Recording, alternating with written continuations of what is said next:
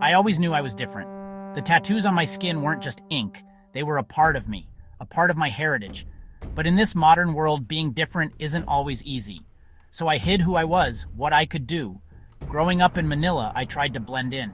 I focused on my studies, my job in tech, anything to seem normal. But at night, alone on my balcony, I'd feel the energy coursing through me, the urge to fly, to touch the clouds. I'd look at my reflection, tracing the tribal patterns on my skin, wondering about their meaning, their power. My Lola once told me our family had a great destiny. I thought it was just another folktale.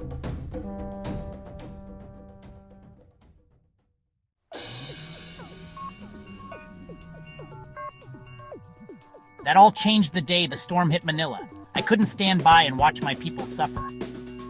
As I rose into the air, manipulating the winds and rain, I felt a surge of power I'd never experienced before. The storm calmed under my touch. People looked up in awe. For the first time, I felt right. Suddenly, I was all over the news. Mystery hero saves thousands, but with recognition came fear. Fear of what I was, what I could do. The government wanted to study me. Some people called me a threat, others a savior. Reporters camped outside my apartment. My boss was asking questions. My whole life was unraveling. I didn't know who I was anymore. Was I Filipino, American, human, something else entirely? One night, overwhelmed by it all, I took to the skies. I flew for hours, not caring where I went. As dawn broke, I found myself over a familiar landscape, my ancestral village in the mountains. It wasn't until I landed in the village that I began to understand. The elders were waiting for me, as if they knew I'd come.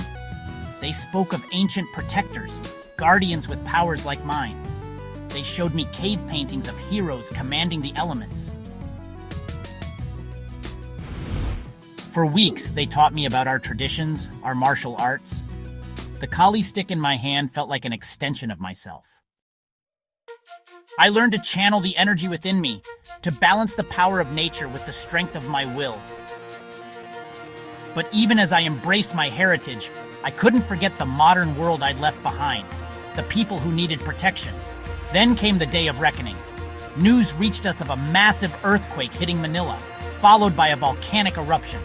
As I flew towards the erupting mountain, I felt the energy of the earth, the sky, my ancestors all flowing through me. I manipulated the lava flow, redirecting it away from populated areas. The winds bent to my will, clearing the toxic ash. When it was over, I stood among the people I'd saved, no longer hiding, no longer afraid. The media dubbed me Kidlat, lightning, fast, powerful, illuminating the darkness. Now as I stand here, I know who I am. I am the bridge between tradition and progress, between East and West. I am Kidlat, the Filipino superhero the world didn't know it needed. My journey isn't over, it's just beginning. There's so much to learn, so many people to protect. But whatever challenges come, I'll face them with pride. Pride in my powers, my heritage, and my people. This is my story. The story of how I became Kidlat. And trust me, it's only the beginning.